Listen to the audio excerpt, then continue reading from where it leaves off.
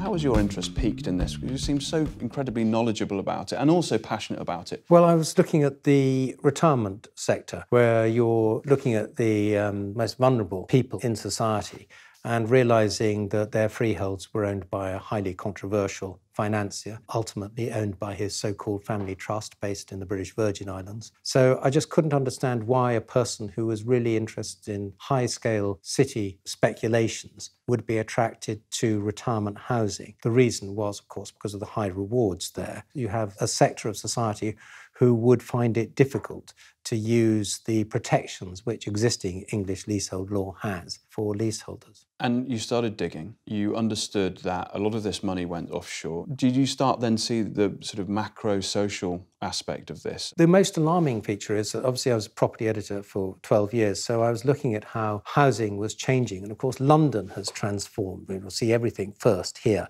And in London, we're producing only flats. Everything is leasehold. And it occurred to me that actually, if we're producing all these tenancies on a huge scale now, then we are going to create the kind of situations which did lead to the huge aristocratic fortunes which account for the fact that various family trusts still own the centre of central London. And I just think, one Duke of Westminster, fine.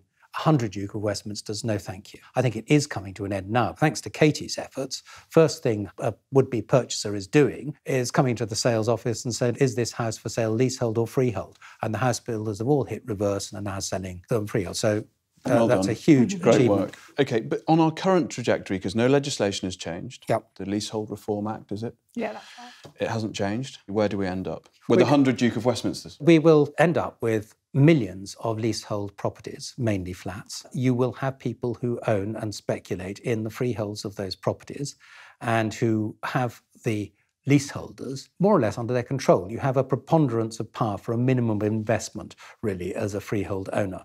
Your freehold might be worth, I don't know, £1 million. The block of flats is worth 20 million quid, yet you make all the decisions. We must not continue to perpetuate this. What it's resulting in is massive wealth erosion. People are paying for these leasehold properties, but they're paying for something that is eroding in value over time. At the same time as occupying this flat, you're paying the ground rent income. Now, that could be carved up in such a way that it's mining a considerable income out of you.